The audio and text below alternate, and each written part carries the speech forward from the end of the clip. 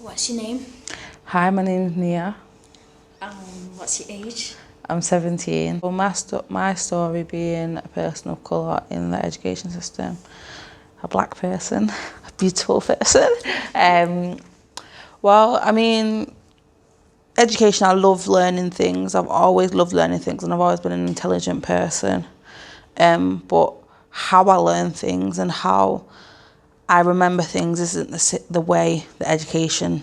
I don't want to sit in front of a teacher and be talked at for an hour because I don't care enough to listen to you guys for now. I'm joking, but it's just like it's boring. Like I don't want to learn about Shakespeare because guess what? Black people weren't allowed to go into the theatres and watch Shakespeare.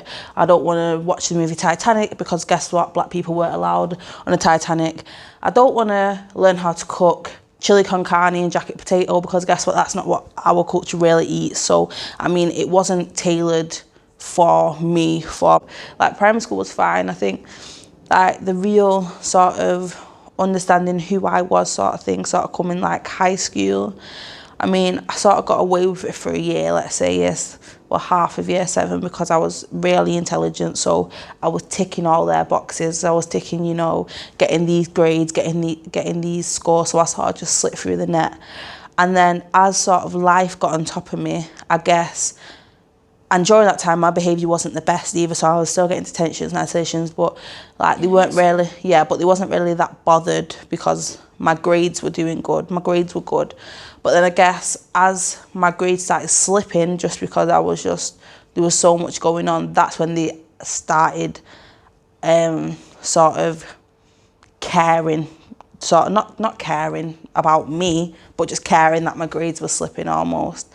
And then from then I was sort of like targeted all the time, even when I wasn't misbehaving, but just targeted as always being a suspect, always, you know, being blamed for things, all that sort of stuff. Yeah, and you can tell it's blatant when there's 6 of yous and, you know, you're the only black person there and you're the only one that gets called out for something. You're the only one whose shoes you have a problem with or whose hairstyles you have a problem with. I have to take my braids out because they're a wrong colour or they're too long or they're a distraction. I have to put my hair in a bubble because my afro is distracting to other students, you know what I mean? So in regards to race, I mean, I remember that there's been all sorts of comments, but it's like sort of how they see it for us is that we've got 2 paths. So like people not of colour have thousands of paths they can take. They can be this, that.